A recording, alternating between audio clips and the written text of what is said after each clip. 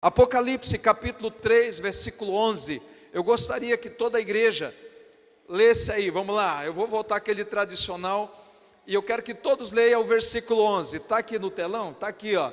Se vocês acompanharem aqui fica até melhor. Eu vou contar até 3 e eu quero ouvir toda esta igreja lendo apenas o versículo 11. Vamos lá? 1, 2, 3.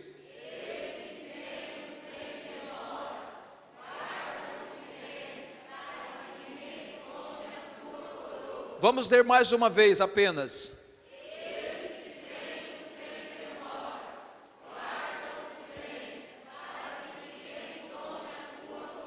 Amém, queridos?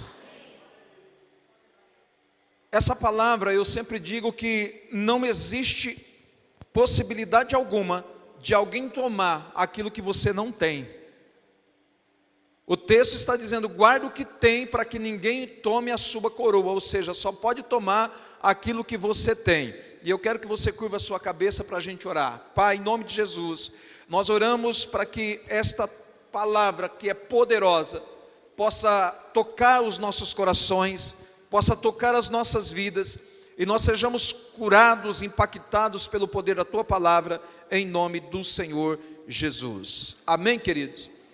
Amados, quando o apóstolo João escreve essa carta à igreja de Filadélfia, porque quando ele escreve essa carta e ele deixa esse versículo registrado, guarda o que tens para que ninguém tome, ou em outra tradução está dizendo, para que ninguém roube a sua coroa. O apóstolo João estava direcionando essa carta à igreja de Filadélfia. A palavra Filadélfia, ela quer dizer amor fraterno, ou amor. E o apóstolo João, ele estava escrevendo essa carta para uma igreja, que ela tinha um princípio maravilhoso. Às vezes a gente fala que a igreja de Éfeso era a igreja que praticava as obras do amor. Não, todas as igrejas que João escreveu a carta, todas elas praticavam as obras do amor, só que tinha uma que era mais evidente, as suas obras de amor. Mas esta igreja de Filadélfia também, ela praticava as suas obras de amor. E o apóstolo João, ele escreve dizendo: olha, é bom você guardar o que você tem, para que ninguém venha tomar aquilo que você tem, que é a sua coroa. E eu quero explicar para vocês aqui hoje, o que é essa coroa? Por que ele fala para que ninguém tome a sua coroa? Será que nós temos uma coroa? Você acredita que você tem uma coroa? Você acredita que essa coroa está sobre a sua cabeça? Você acredita que como filho de Deus, essa coroa está sobre você? Vamos lá. No livro de Mateus capítulo 4, no primeiro versículo, a palavra do Senhor diz que Jesus, ele foi levado ao deserto pelo Espírito Santo para ser tentado pelo diabo. Olha só, ele não foi levado pelo diabo ao deserto, ele foi levado pelo Espírito Santo para ser tentado pelo diabo. E essa palavra tentado é o mesmo que provado. Então quando se fala tentado, tem o mesmo sentido, provado. Então Jesus, ele foi levado ao deserto pelo Espírito Santo para ser provado. E aí surge aquela pergunta: Deus, ele pode nos provar? Deus, ele pode provar alguém? Eu acredito que Deus, ele pode permitir nós passarmos por algumas provações, para que possamos ser provados no propósito que ele tem para as nossas vidas nessa terra. E Jesus, ele foi enviado ao deserto pelo Espírito Santo para ser provado por Satanás. E por que Satanás fez isso? Por que Satanás apareceu e Deus permitiu que ele fosse para tentar e para provar Jesus? Porque Jesus, Satanás já sabia e ele tinha conhecimento disso, que Jesus, ele era o Rei dos Reis, o Senhor dos Senhores, que foi enviado à terra. Ainda que não tinha sido consumado a obra da cruz, Satanás já sabia disso, porque de todos que ele intentou, caíram nas suas tentações. Mas Jesus foi diferente, então ele já sabia que Jesus era o enviado de Deus, o Rei dos Reis e Senhor dos Senhores. Então ele, sabendo disso, ele queria a coroa exaltada, a coroa glorificada que estava sobre Jesus, o Rei dos Reis. E Satanás, ele queria para ele essa coroa. Por isso que ele aparece no deserto e ele vai para provar Jesus. E vocês sabem ali em Mateus capítulo 4 que fala sobre essa provação de Jesus, tudo que Satanás ofereceu para ele. Se você não sabe, anote aí na sua Bíblia, Mateus capítulo 4, e estude na sua casa todas as referências, por que Jesus foi para o deserto, e tudo que Satanás ofereceu para ele. A provação que Jesus passou, e ele recusou todas as ofertas que Satanás havia proposto para ele, e todas as propostas eram muito boas, gente. Quem não quer ser rico aqui? Olha lá, 1, 2, quem não quer ser muito rico aqui? Irmãos, Satanás chegou e propôs algo bom para Jesus. Ele diz, olha aqui, está vendo isso aqui? Olha, todos os tesouros, todos os reinos desse mundo é teu. Então ele propôs coisas boas para Jesus. E ainda bem que não foi comigo, porque talvez fosse comigo ou com alguns aqui, a gente até poderia cair nas necessidades que muitos vivem hoje. Mas Jesus nos dá uma lição tremenda. Todas as ofertas que Satanás trouxe, que era muito boa, Jesus recusou. E por que Satanás trouxe oferta boa? Porque o objetivo dele não era matar Jesus, não era destruir Jesus, não era dizer mais um passou e eu continuo fazendo aquilo que eu quero. O objetivo dele era simplesmente a coroa. Porque ao tirar a coroa de um rei, aquele rei ficaria e se tornaria desonrado. Quando o seu nome, quando a sua vida, quando o seu ministério, quando a sua chamada, a sua família, ela tem um deslize, e você cai na boca do povo, aquilo para você é vergonha, é humilhação. O que na verdade Satanás queria era humilhar Jesus, ele queria desonrá-lo, Jesus. Porque se Jesus aceitasse as propostas dele, as ofertas dele, com certeza ele tomaria a coroa que estava sobre Jesus. Ele estava lutando, querido, contra um rei, e esse rei era um rei ungido. Ele não estava lutando contra qualquer pessoa, ele estava lutando contra um rei ungido. E a coroa que Satanás tinha era uma coroa que não cabia em Jesus, que era a coroa de espinho. Então ele estava lutando contra um rei ungido, e a sua coroa não era uma coroa de espinho, porque a coroa de espinho pertencia a Satanás. A coroa de Jesus era uma coroa de pedras preciosas. Diga comigo, pedras preciosas. Irmãos, consegue contemplar comigo essas pedras preciosas nesta coroa que estava sobre a cabeça de Jesus? O símbolo de uma autoridade, um símbolo de um rei. Essa coroa de pedras preciosas que estava sobre a cabeça dele, era isso que Satanás queria, era isso que ele almejava, era isso que ele desejava. E por que eu falo isso com toda a convicção, que era essa coroa que Satanás desejava? Como eu disse, a coroa de Satanás era uma coroa de espinho, mas a de Jesus era uma coroa preciosa, uma coroa de pedras preciosas. Na antiguidade era comum aquela guerra entre dois reinos.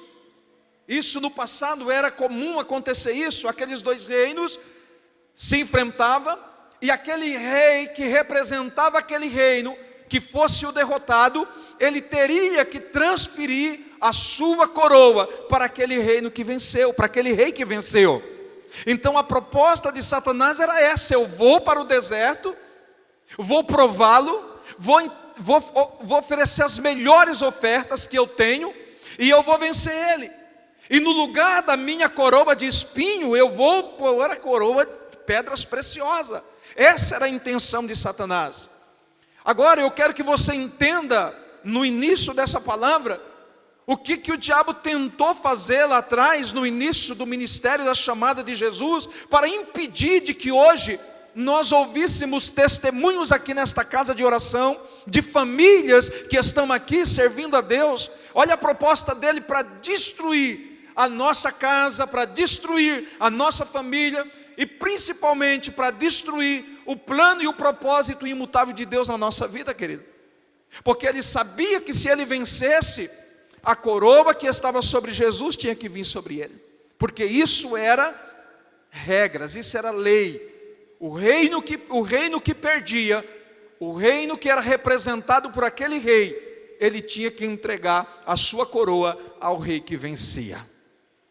Isso é muito forte, querido. Eu estava estudando isso daqui e falei, meu Deus, nós não conhecemos nada do sofrimento de Jesus.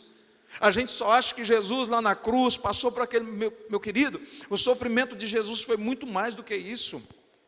A cruz foi o ápice do propósito de Deus na terra, na vida dele. Mas toda a provação que ele passa, tudo por causa de nós, da minha e da sua vida.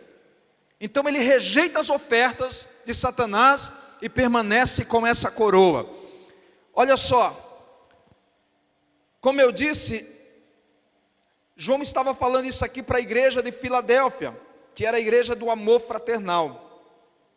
E esta igreja, como a igreja de Filadélfia, e essa igreja hoje de Cristo na face da terra, ao qual nós fazemos parte, esta igreja possui uma coroa. Diga comigo, eu sou a igreja e possuo uma coroa. Olha na cabeça do teu irmão, mas não olha o modelo do cabelo, olha na cabeça dele. Você está vendo uma coroa na cabeça dele ou não? Pelos olhos da fé, querido, a gente tem que ver essa coroa. Você sabe por quê, pastor Josué, que tem muitos cristãos hoje, que eles vivem hoje só na meia boca? O que é meia boca? O diabo, ele roubou duas coisas importantes da igreja, e eu falei aqui esses dias. A primeira foi oração, quem lembra disso? Duas coisas ele roubou da igreja: a primeira, oração; a segunda, o desejo de contribuição financeiramente. Duas armas poderosas que a igreja tem na mão, e Satanás roubou de muitos crentes. Agora, por que ele roubou de muitos cristãos essas duas armas poderosas? Porque muitos cristãos não conseguem enxergar que ele tem uma coroa sobre a sua cabeça. Porque, querido, quem tem essa coroa sobre a sua cabeça não vai permitir que Satanás arranque de lá. Você já viu um rei que tem a sua coroa, enquanto ele não morrer, outra pessoa não pode suceder ele? Porque se alguém suceder aquele rei com vida, é vergonha para ele, é humilhação para ele. Assim somos nós, querido. Sobre nossas cabeças existe uma coroa, e nós precisamos entender que essa coroa, alguém quer roubar, e nós precisamos lutar para que ela não saia da nossa cabeça. Então, a igreja de Cristo possui uma coroa, e essa coroa, sabe por que a gente a olho nu não consegue ver? Porque essa coroa não é terrena. Essa coroa, ela é uma coroa espiritual, e ela é eterna. E tudo que é espiritual e que é eterno, a gente não consegue ver com esses olhos. A gente só consegue enxergar com os olhos espirituais. E como é que a gente consegue enxergar com os olhos espirituais, bispo, as coisas de Deus? Quando nós estamos permitindo que a palavra de Deus seja tudo para nós. Porque se eu não aceito a palavra de Deus, eu nunca vou conseguir enxergar e entender as coisas eternas que Deus tem para mim. Por isso que tem muita gente fraca, por isso que tem muita gente que está iludido, tem muita gente machucada, tem muita gente que deixou de servir a Deus, tem muita gente que não quer mais frequentar uma casa de oração, tem muita gente hoje que desistiu da sua chamada, porque não entenderam isso. Você tem uma coroa, e essa coroa não é terrena, essa coroa é espiritual, e ela é eterna. Posso ouvir um amém? Amém. Agora, na batalha entre Satanás e Jesus, nós sabemos que Satanás perdeu. Diga comigo, ele perdeu. A casa caiu para ele. Ele perdeu, a casa caiu. Aí, quando Jesus estava lá na cruz, ou no Calvário para ser crucificado, qual foi a coroa que colocaram na cabeça de Jesus? Qual foi? Alguém aqui sabe me dizer? Foi uma coroa de pedras preciosas que os homens daqui da terra colocaram sobre a cabeça de Jesus? Foi isso, querido? Foi uma coroa do quê? Por que Jesus recebeu essa coroa de espinho, amados? Porque era a coroa do reino que ele venceu. Era a coroa que aquele reino que lutou com ele no deserto, foi o reino que ele venceu. Então, ele tinha que pôr aquela coroa na cabeça dele. Uma coroa terrena. Agora, olha o que o texto diz no livro de Mateus capítulo 27 e 29. Tecendo uma coroa de espinhos, puseram-lhe sobre a sua cabeça. Irmãos, a gente reclama de coisas que a gente às vezes não tem entendimento, não conhece. O crente que passou pelas águas do batismo e que recebeu a dose do Espírito Santo, ele jamais deveria abrir a sua boca para reclamar de uma situação que quer que seja da sua vida. Porque você e eu estava designado a carregar uma cruz, aliás, a carregar sobre a nossa cabeça uma coroa de espinho. E o pior, querido, essa coroa de espinho era a coroa terrena, e essa coroa de espinhos terrena tinha um significado, um simbolismo que era a maldição. Essa maldição estava sobre Satanás e está sobre ele.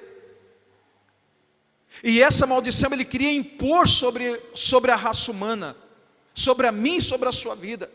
E tem tanta gente hoje ainda que já passou pelas águas do batismo, já entrou no propósito com Deus, já provou da essência do Espírito Santo, mas não entendeu isso aqui ainda.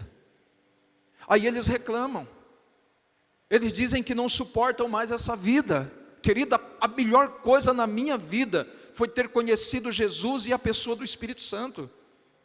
O que seria de nós aos domingos, se não fosse o desejo de vir na casa de oração, para provar mais um pouquinho desta água, esta água que também não é terrena, mas é uma água espiritual que jorra do trono de Deus e inunda os nossos corações. O que seria de nós? Pare e pensa um pouquinho, porque tem gente que talvez para vir na presença de Deus, na casa de oração, é um sacrifício. Mas por que para muitas pessoas é um sacrifício? Porque eles não têm entendimento do que Jesus fez por ele lá no deserto, o que Jesus fez por ele lá na cruz, quando recebeu a coroa de um reino que ele venceu por causa de mim e de você.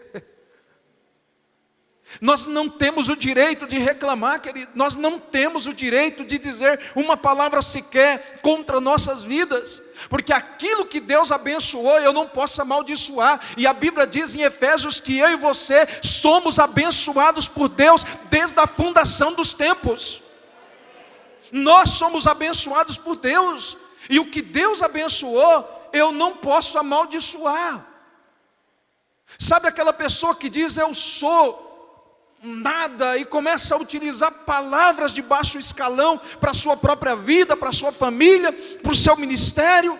Não faça isso, porque Deus abençoou a sua família, Deus abençoou a sua vida, Deus abençoou o seu ministério. Então o que Deus abençoou está abençoado e ninguém tem o direito de amaldiçoar. Então a gente precisa entender isso daqui, que o diabo, ele queria que a gente carregasse a maldição sobre as nossas vidas. Porque a coroa de espinho, além de ser vergonha e humilhação, também era símbolo de maldição. Porque quando o diabo foi lançado por terra, ele recebeu uma palavra, uma sentença do próprio Deus. E essa palavra foi dura para ele. A maldição está sobre ele. Ele jamais poderá ser o que ele era antes. Jamais. Agora nós, eu e você, podemos ser muito melhor do que o que nós éramos antes. Eu e você podemos ser muito melhores do que o que nós éramos até agora há pouco. Por que que nós podemos? Porque a maldição foi vencida por Jesus e não mais está sobre a minha sentença e nem sobre a sua sentença. A maldição foi vencida. Então nós podemos ser melhor. Olhe para uma pessoa, duas e diga: você pode ser melhor. Aleluia, nós podemos ser melhor. E essa coroa de espinho, que significa maldição, eu quero dizer algo assim, muito profético para a igreja. Maldição, ela tem prazo de validade. Diga comigo, tem prazo. Tem gente que fala: você vai ser maldito. Não, querido, tem prazo. A única pessoa que pode amaldiçoar, e ele não faz isso, porque ele já me abençoou, era o próprio Deus. Aquilo que ele já abençoou, ele não pode mais amaldiçoar. Por mais que ele queira, ele não pode. Porque Deus me abençoou, e o que Deus abençoa é eterno, não é terreno. E o que Deus abençoa que é eterno não pode voltar atrás. Então ninguém aqui tem o direito de se sentir amaldiçoado. Ninguém aqui tem o direito de andar por aí dizendo que tem uma maldição sobre a sua vida, porque Deus já te abençoou. Amém? Então, essa maldição, ela tem um prazo de validade. Se até hoje você carregou a maldição sobre a sua vida, se até hoje você entendeu que você tinha uma maldição sobre a tua vida, essa coroa de espinho que não é tua, você precisa reconhecer hoje o verdadeiro rei que reina sobre a sua vida. E quem é esse rei? Igreja, eu vou fazer uma pergunta aqui, e eu gostaria que você me respondesse: qual é o rei que reina sobre a sua vida? Quem está comigo nesse culto, diga amém. Qual é o rei que reina sobre a sua vida? Então a ele, querido, toda honra, toda glória, e você é livre de toda maldição em nome de Jesus. Aleluia. Reconhecemos a esse rei que está sobre todas as coisas. Olha só, em Apocalipse capítulo 5, versículo 5 diz assim: todavia, um dos anciões me disse: não chores, não chores, ou seja, não sofra mais com esse pensamento de maldição. Ah, tem uma maldição na minha família, que meus filhos todos vão ser prostitutos. Existe uma maldição na minha família, que os meus filhos todos vão ser dependente químico. Ah, existe uma maldição sobre a minha família, que a minha mãe morreu de diabetes, eu também vou morrer de diabetes. Existe uma maldição sobre a minha família hereditária, que o meu pai morreu com câncer, eu também vou morrer com câncer. Na autoridade que Jesus me concede, Deus pela sua palavra está dizendo aqui: anula tudo isso hoje. Você não vai morrer com câncer porque seu pai morreu, você não vai morrer com diabetes porque seu pai morreu. Todo princípio de maldição o Senhor anula. Então paramos com isso. Não chores, isso é profético. Apocalipse 5:5. Não chores mais, ou seja, não sofra mais com isso. Por quê que João, quando ele escreve, ele diz: não chore e não sofra mais com esses pensamentos de maldição? Olha o segmento do versículo: eis que o leão da tribo de Judá. Quem é o leão da tribo de Judá? Quem é o leão da tribo de Judá? Vem comigo, igreja. Quem é o leão da tribo de Judá? Olha o que João está dizendo: o leão da tribo de Judá, Jesus, a raiz de Davi, Jesus, venceu para abrir o livro e os seus 7 selos. Ou seja, ele venceu para abrir o livro. A maldição não tem mais poder sobre a vida daqueles que crê de fato o propósito de Jesus na cruz do Calvário. Ah, eu continuo acreditando. Então é porque você nunca entendeu o que aconteceu na cruz do Calvário. Você nunca teve entendimento do que aconteceu naquela tarde, naquele dia, naquela manhã, início de tarde, com Jesus, naquela cruz do Calvário. Ah, eu nasci pobre, miserável, pedindo esmola. Meu pai foi assim, minha mãe foi assim, eu também vou ser assim. Irmãos, acredita que você tem um potencial que o teu pai não teve, que a tua mãe não teve, que você não vai ser igual a eles. Você tem um potencial, olha para a cruz. A maldição que queria estar sobre a tua vida, Jesus disse: não, eu se torno maldito no lugar deles. Vocês imaginam comigo a conversa que não foi de Jesus, 40 dias no deserto, suportando as ofertas de Satanás. Imagina qual era a conversa entre Jesus e Satanás. Quantas acusações Satanás dizia: mas não vale a pena, esse povo é rebelde, esse povo vai te desprezar. Mas Jesus disse: eu vou me tornar maldito por causa deles. Foi isso que aconteceu. A maldição que era para ser minha, que era para ser sua, Jesus disse: eu pego para mim. Por isso que ele foi crucificado no madeiro. Porque a Bíblia diz que maldito é o que é crucificado no madeiro, vergonha, é maldito. Ele aceitou a maldição, querido, por causa de quem? Diga: por causa de nós, por causa de mim. Aleluia. Ele se tornou maldito, então ele venceu. E ele venceu, querido, a coroa da vergonha, a maldição. Essa coroa foi vencida. Uma nação santa, um povo eleito, um sacerdócio real. Ele estabeleceu com uma nova coroa, coroa de pedras preciosas, coroa eterna, coroa de vida. Por isso que Pedro, na sua primeira epístola, ele escreve dessa maneira, no capítulo 2, versículo 9: nós somos geração eleita, raça eleita. Posso ouvir um amém? Irmão, você sabe o que quer dizer a palavra eleita? É alguém que conquistou algo. Você conquistou algo sem fazer nada. Oh meu Deus, a igreja parece que não está aqui. Você conquistou algo sem fazer nada. O único papel nosso agora é obedecer por aquilo que alguém conquistou por nós. Lembra do candidato, quando ele se elege a vereador, ele faz festa, faz churrasco o mês inteiro, convida todo mundo, paga isso, paga aquilo. Imagina aquela pessoa. Hoje mesmo teve um time de futebol que conquistou uma medalha. Imagina a festa que não está. Agora o crente não entende. A palavra de Deus está dizendo: vocês são raça eleita. Ou seja, o eleito é aquele que conquistou algo. Quantos eleitos estão aqui hoje? Quem conquistou algo aqui sem ter feito nada? Irmãos, aplaude Jesus, dá glórias a Deus por Ele nessa noite. Diga: Espírito Santo, eu te agradeço. Aleluia. O nosso culto, querido, ele tem que fazer parte daquilo que Deus tem para nossas vidas. Nós somos eleitos sem fazer nada. Você conquistou sem fazer nada. Então Pedro continua dizendo: vocês são raça eleita, sacerdócio real, nação santa, povo de propriedade exclusiva de Deus. Olha que coisa linda. Irmãos, o que é exclusivo? É aquilo que tem um carimbo, é patenteado, é exclusivo, ninguém pode ter igual. E por que a gente às vezes se sente tão coitadinho, né? Não, eu sou exclusivo, eu tenho um carimbo, eu sou patenteado, eu tenho um dono.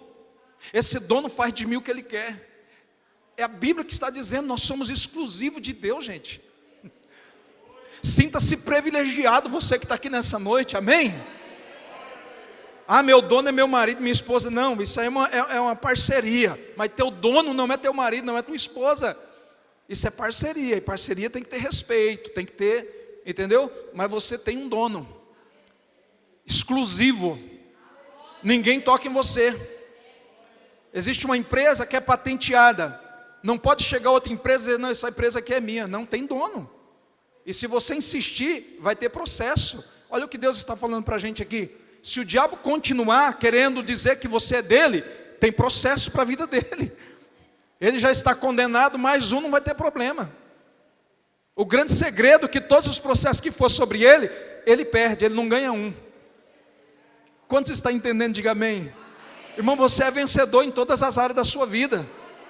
Todo processo que Satanás entrar, pode ter certeza que ele vai perder, não vai ganhar nenhum. Nenhum.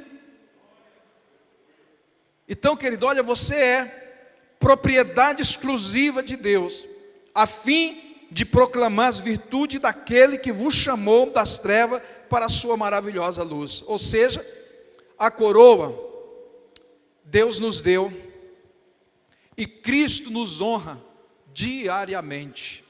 Diga comigo: Cristo me honra diariamente. E por que às vezes a gente não se sente honrado, né, querido? É mais fácil alguém talvez nos desonrar e a gente acreditar que nós somos desonrados, do que olhar para Deus e dizer: Senhor, todos os dias o Senhor me honra, porque é assim que Deus faz comigo e com você. Por isso que Jesus, quando Ele ensinou na terra, Ele falava sempre, e louva a Deus pela vida dos apóstolos, pelos escritores da Bíblia, que eles deixaram isso para todos nós lembrar diariamente: eis que estou com vocês todos os dias, até a consumação dos séculos. Uau! Ele está conosco todos os dias, até a consumação dos séculos. Ou seja, querido, Deus, através de Jesus, nos deu uma coroa, e essa coroa é a coroa da honra. A coroa da honra. E essa coroa da honra, ela não pode ser vista com os nossos olhos carnais, ela é no sentido espiritual. Quem era você e quem você é hoje? Eu me sinto honrado todos os dias, porque eu sei de onde Deus me tirou e onde Ele me colocou. Será que você tem essa noção de onde Deus arrancou você e o que Deus fez com você? Ah não, é porque eu sou crente, eu decidi ir para a igreja evangélica, batizei e eu sou crente e Deus me honrou. Não, não tem nada a ver com isso. Você entrou pelo caminho, pela porta, obedeceu, e Deus viu a sinceridade do seu coração. Por isso que Ele te honrou e vai continuar te honrando, porque isso é a palavra dEle. Satanás, ele sempre desejou aquilo que é teu. Por isso que Apocalipse que nós lemos diz: guarda o que você tem para que ninguém tome a tua coroa. Satanás sempre desejou aquilo que é teu. Por que ele sempre desejou aquilo que é teu? Porque ele sabe que o caminho que você vai e o teu futuro é o caminho que ele passou e o passado dele. Por mais que alguém diga assim: não, mas ele não veio do céu. Ele não veio do céu. Então nós vamos contradizer a palavra de Deus, porque a Bíblia diz que ele passeava entre as pedras afogueadas, ele era querubim ungido, e no dia da sua rebeldia o Senhor lançou ele fora do paraíso. Algumas pessoas fazem algumas comparações que não têm base bíblica, e quer que a gente entenda que Satanás, ele não veio dos céus, ele não caiu dos céus, ele caiu da onde? Ele veio da onde? Ele era a criatura de Deus, por isso que Satanás a gente não consegue destruir ele, porque ele é eterno também. Você já viu alguém destruir Satanás? Não, porque o que é eterno ninguém destrói. Mas que existe um lugar reservado para ele, existe, como existe um lugar reservado para a igreja também.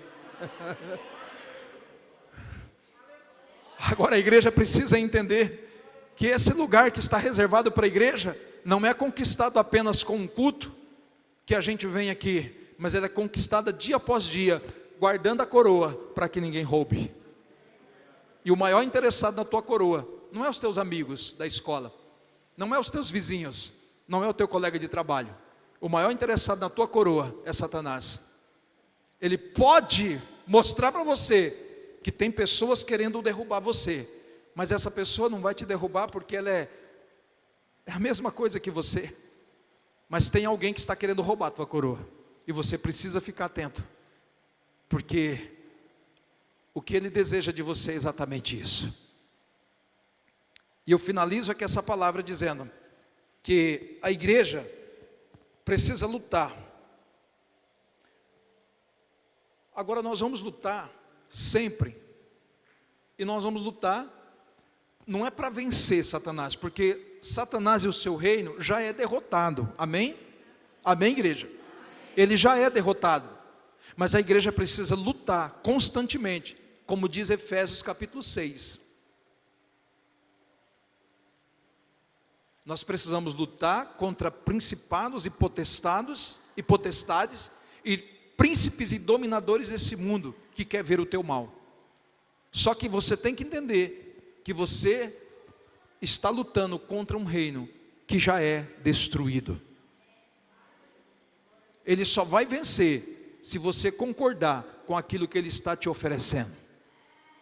E detalhe, Assim como ele ofereceu para Jesus coisas boas, ele não vai oferecer para você também coisas ruins, ele vai te oferecer coisas boas.